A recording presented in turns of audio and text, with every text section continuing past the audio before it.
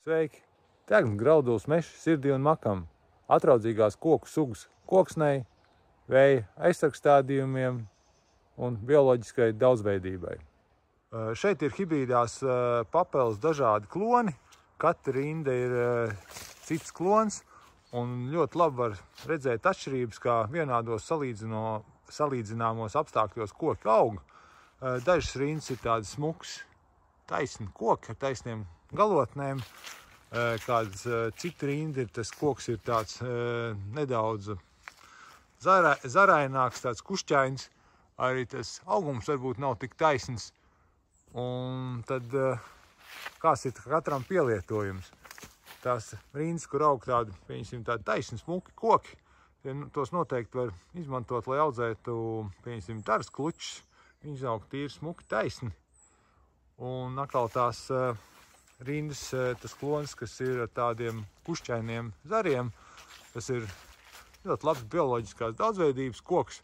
Šinīs te zaru padusēs var veidoties gan putnu ligzdas, un ar, pieņemsim, iestādot tādu zarāinu vēja aizsargstādījumā, samērā ātri var iegūt tādu tīri funkcionālu aizsargstādījumu, kur tie visi zari traucē tam vējam skriet cauri, un tas stādījums ir ļoti ātri pilnīgi funkcionāls.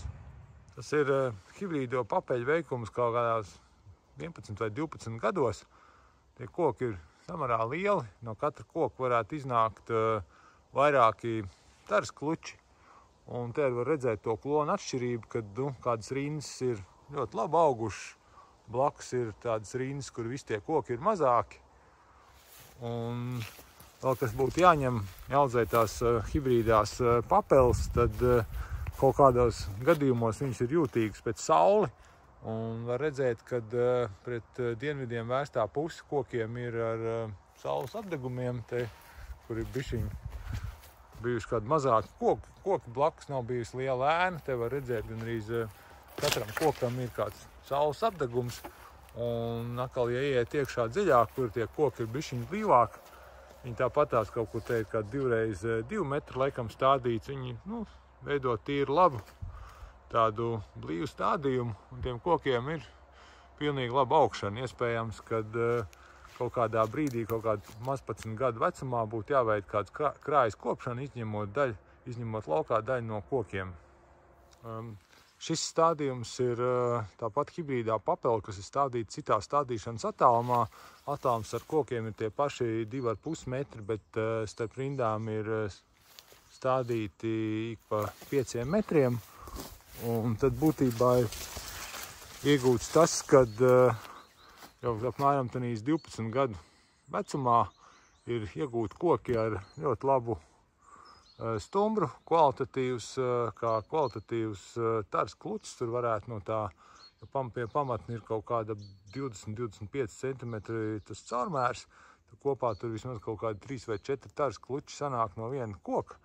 Tikai ir jāņem vērā, ka tādos retākos stādījumos var arī parādīties kādi nedaudz saules apdegumi, un tad iespējams, ka tie koki varbūt jaunībā, kam ir maziņi, vienkārši pāris reizes tā dienvidu pusi ir bišķiņi jānobalsina, un tā ir varbūt tāda bišķiņa samaksa par to, lai iegūtu samērā ātri kvalitatīvu taras kluci. Jau 11 gados tev ir izaugusi uz lauksaimniecības zemes tara. Un te arī kā augšanas veicinātājs apakšā ir pasēta austrumu galega.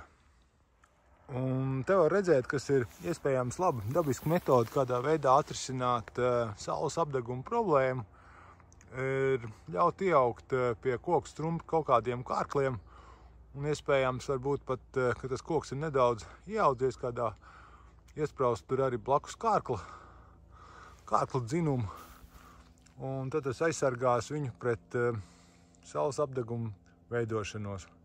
Nebūs jābalsina.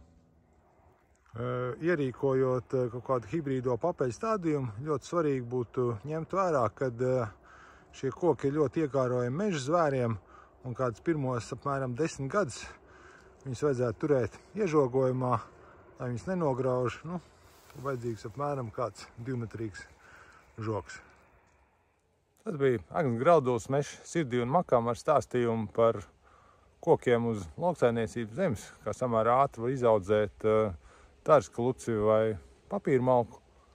Ja, interesēja stāstījums, spiežiet laiku. Ja, interesē kāds vēl stāstījums par mežu un tām saistītām tēmām, parakstieties uz kanālu. Paldies, ka skatieties. Atā, tiekās mežā.